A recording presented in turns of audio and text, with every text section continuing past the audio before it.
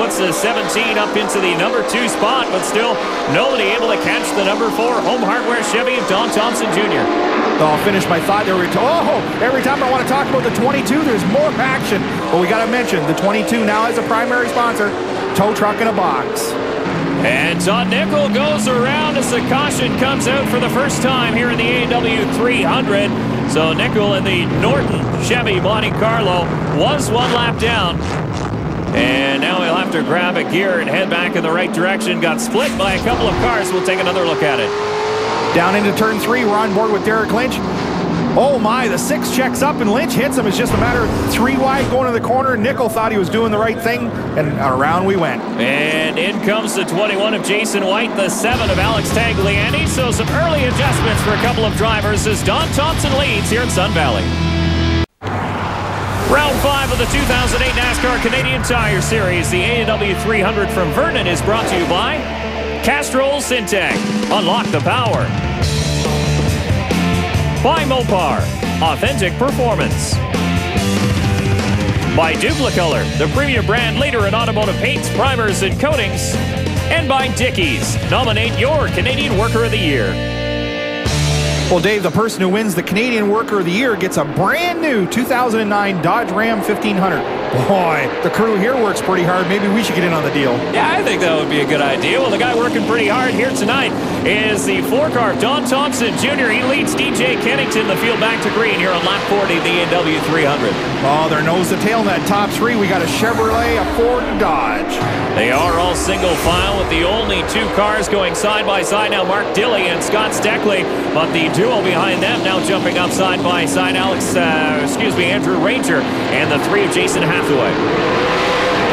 Well, pretty racy early on here in the Okanagan Valley, but hey, that's what the fans are here for, and that's why them grandstands are jam-packed. Boy, Scott Steckley in that tow truck in a box 22 is really pushing it on the high side. You see how hard he drove it in there on the outside of Mark Dilley. Looks like he drove it in again. Well, the man that's got 3 wins underneath his belt, look at that, completes the pass on the big side.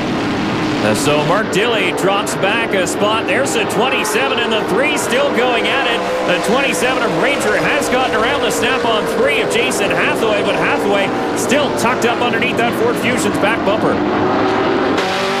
Now we're on board with Mark Dilley just giving a wave down the back there saying everything's okay, let's just keep it in line. Is that what he's saying? He just wants everybody to go single file, let's go catch these leaders? Well, basically speaking, it's really too early to be bumping and banging, and Dilley's a veteran. He just wants everybody to play nice till we get to halfway. 11th spot here with the 39 of Dave Whitlock in the Dickies Dodge. There is Derek Lynch in the Allied Steel Building 77, and John Gaunt in the 12, the Centennial Dodge Chrysler Jeep Dodge Avenger in that pack as well. Well, it's good to see the 39 car working his way up to the front. Dave Whitlock, really well-prepared race cars, but not having a real banner season by his standards. Boy, look at these 2 lean on each other through the corners as John Gaunt tries to protect that position, fighting with Derek Lynch down on the inside as they go at it door handle to door handle once again. And John Gaunt completes that pass, moves up into the 12th spot, but Todd's down at the infield with an update on one of the Jacobs Racing Ford Fusions.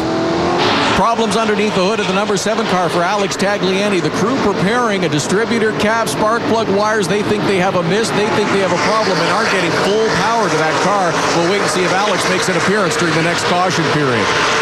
Well, there he is battling for 16th spot with the 18 of Kent Noon. Looks pretty strong there as he manages to complete the pass. Noon will drop in behind the Walmart number 7, but we'll definitely keep an eye on that Ford. Well, what you got to remember is when you drop a cylinder on these short tracks, sometimes it helps the performance because you can't spin the tires up off the corner. Well, there's a driver miscuing for the first time all day. The 4 of Don Thompson Jr. slipped up in the corner, and the 02 of Kerry Micks and the 17 of DJ Kennington closed the gap. They're as close as they've been all evening long here since the restart as Kennington goes around for second. Well, it looked like the 02 was busy watching the 4 slide up the racetrack, and Kennington says, well, you go ahead and watch him. I'm going to go get a closer look. Interesting note, too, in DJ Kennington camp, the normal driver of the 10 car, Doug Brown, spotting for DJ here this weekend. And, Billy, does that help or hurt you having a fellow driver spotting? Well, I believe it's a real help to have a driver because he understands what you're going through in the race car as the race develops. Oh, Peter Gibbons around backwards in the number 1 Chevrolet. So troubles continue for the 1 of Peter Gibbons as he backs up against the wall. Doesn't appear as though he hit it, as the caution comes out for the second time here at Sun Valley in the A&W 300. And we'll get another look at this one. Down into the corner. He's up on the inside. Oh, they just mutual racing for ground, and the one goes around off the 77. It just looked like it didn't want to stick. No, he just slid right up into Derek Lynch there. You see the car come up and touch wheels, and that's the worst thing. Wheels against wheels, it just rips your hands off the steering wheel, around it goes. Pit stop time, and Todd's down covering the action. Todd? The 84 of J.R. Fitzpatrick along pit road for an adjustment, guys. He's been complaining of handling problems all day. The car is very loose, according to crew chief Ted McAllister. Pete Gibbons making his third stop in the evening. That, of course, after the spin in turn number 2.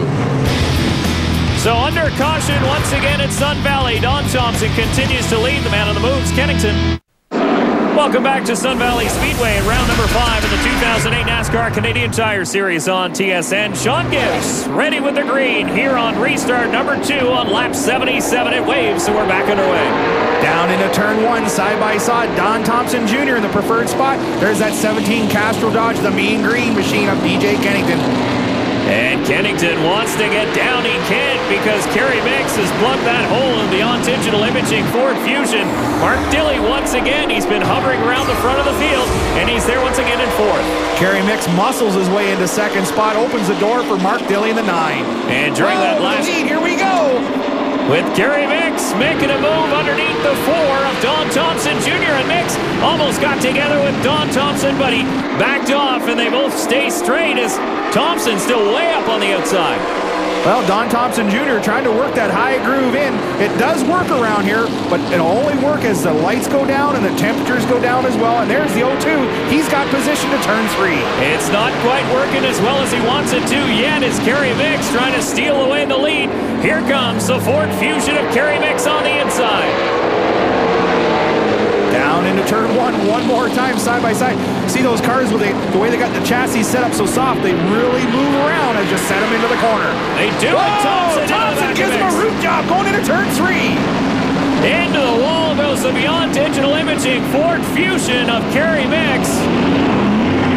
A hard hit in the right front as caution flies once again. To slow this field during the last caution period, Ron Beauchamp got the tow truck in a box free pass, but we'll take another look at what brought this one out. Down into treacherous turn 3, they both set the car down, but the 4 just didn't slow down in time and nerfs the 0-2 out of the way.